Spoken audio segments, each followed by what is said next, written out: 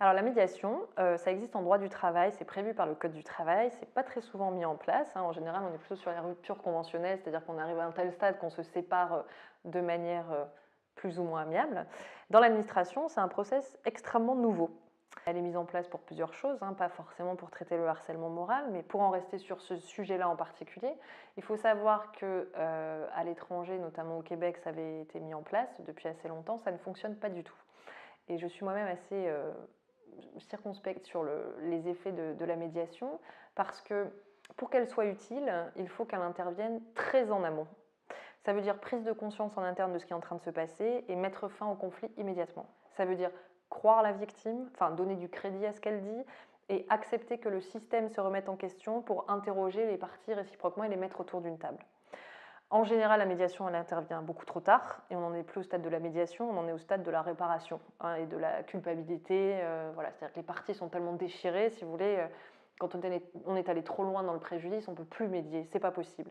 Donc la médiation peut être utile uniquement pour envisager l'avenir.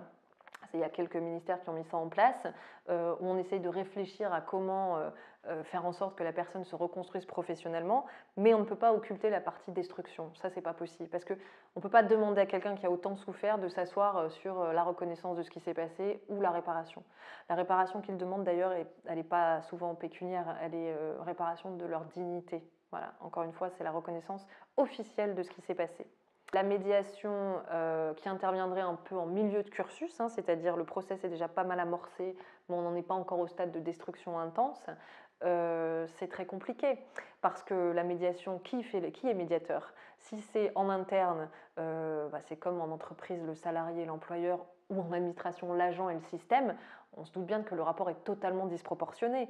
Donc ça veut dire, est-ce que le système est prêt à se remettre en question et à admettre ses propres fautes pour aussi arriver un jour à dire pardon, on s'est trompé sur ce recrutement, on n'aurait pas dû faire ça, à ma connaissance ça n'existe pas.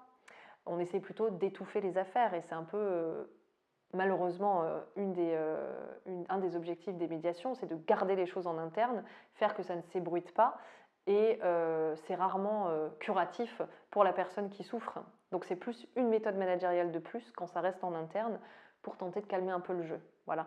Donc la médiation, il faut que ce soit envisagé comme une réintroduction de l'éthique au travail. Mais l'éthique, elle ne marche pas dans un seul sens, elle marche dans tous les sens. Et encore une fois, il faut que ce soit des intervenants extérieurs, des professionnels et à mon sens des équipes pluridisciplinaires, à la fois des psychiatres, des psychologues, des juristes et un encadrement aussi, hein, puisque bon, c'est pareil, il faut que ce soit fixé par les textes, c'est un peu comme les enquêtes administratives si vous voulez, hein, il faut un souci de contradictoire, de respect des droits de la défense, que chacun puisse donner sa version des choses. Si vous voulez, ce qui est gênant dans la médiation, c'est qu'il y a un gros souci au niveau des juridictions parce qu'elles sont engorgées, que les process sont très longs et c'est pas forcément adapté. Donc c'est pour pallier, si vous voulez, ces manquements judiciaires qu'on introduit des phases intermédiaires. Mais dans l'administration, par exemple, ça existe depuis longtemps. On avait systématiquement, on fait par exemple un recours hiérarchique, c'est-à-dire qu'on va saisir la hiérarchie en exposant le problème, qui est censé, sur la base des textes existants, apporter des réponses, et que si jamais il ne se passe rien, on va derrière saisir le juge. Bon, ça, les administrations n'interviennent quasiment jamais. Donc c'est rajouter un nouvel échelon pour donner de l'espoir en fait aux agents. Et si ce n'est pas correctement mis en place, c'est une perte de temps complémentaire, j'allais dire, avant d'avoir une décision judiciaire. Donc il faut que ce soit quand même dans le respect des parties. Mais je ne vois pas très bien comment on va faire asseoir à une même table une personne manipulatrice qui va aussi bien manipuler la relation de travail que la médiation et une personne qui est complètement écrabouillée, quand bien même cette personne est assistée par un conseil, un avocat ou un professionnel. Ce qui est très compliqué dans la médiation en matière de harcèlement moral, c'est que la médiation, c'est une histoire de compromis. C'est-à-dire qu'on va s'asseoir autour d'une table et on va essayer pas de couper la poire en deux, c'est un peu le jugement à la Salomon, si vous voulez. Donc la personne qui est victime d'une personne qui est manipulatrice et qui peut-être arrive à manipuler d'ailleurs tous les acteurs de la médiation, mais c'est insupportable. Vous dites, mais moi j'ai absolument pas envie de faire de compromis. Je vais vous donner un exemple. Là j'ai un client à qui on a supprimé énormément de prérogatives, donc c'est dans la fonction publique, donc c'est pas je démissionne et je vais aller travailler ailleurs, c'est je suis tenue par mon statut, il faut que vous me trouviez un poste. Bon, il y a une médiation qui est mise en place, on lui propose un poste, mais avec des responsabilités très inférieures à ce qu'il avait. Bon, alors là, il y a une contrainte, c'est on n'a pas toujours la possibilité de trouver un poste avec des responsabilités équivalentes parce que ça dépend un peu du marché des disponibilités, de la vacance de poste. Mais admettons, il y aurait cette possibilité. Alors l'agent, il faut arriver à lui faire comprendre qu'il est la victime, il a été évincé et qu'on va le déplacer parce qu'il faut lui retrouver un travail, mais ça ne sera pas aussi bien que ce qu'il avait avant. Alors, quand vous le voyez de l'extérieur, vous dites bon, on va pas chipoter, c'est pas très grave. Mais quand c'est toute votre vie que vous avez passé sur des postes vraiment à grande vocation et que vous vous dites mais je subis une deuxième sanction là, c'est qu'on me rabaisse. Voilà, ça dans une médiation, vous avez une personne qui n'est pas forcément dans la compréhension de la psychologie, qui est plutôt là pour trouver des solutions, ça va lui échapper cette dimension. Et ils vont dire, bon, il nous agace, vous n'avez pas envie de trouver de compromis. On n'est pas dans le compromis dans le harcèlement moral, c'est pas possible. Il faut une reconnaissance de ce qui s'est passé et des décisions prises qui soient justement proportionnées à ce qui s'est passé.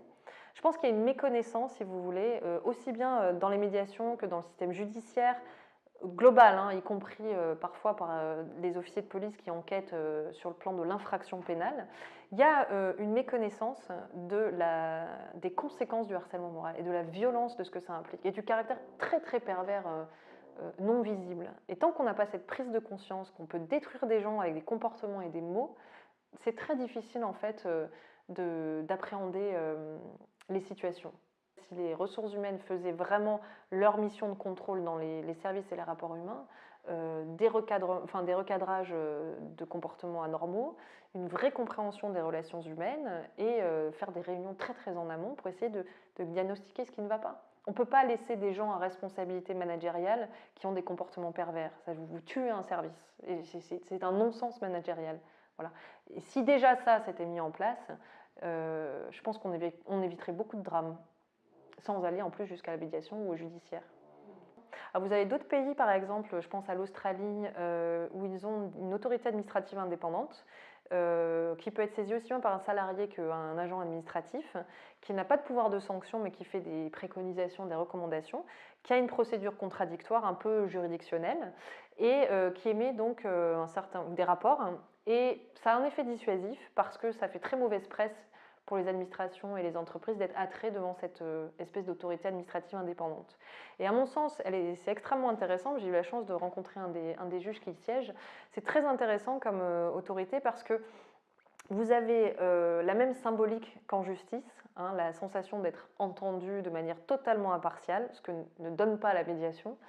Et puis, sans aller jusqu'à des procédures judiciaires qui vont être plus longues ou plus coûteuses, ce sont des admonestations, si vous voulez, qui peuvent être efficaces et pour que l'institution se remette en question et commence à s'interroger.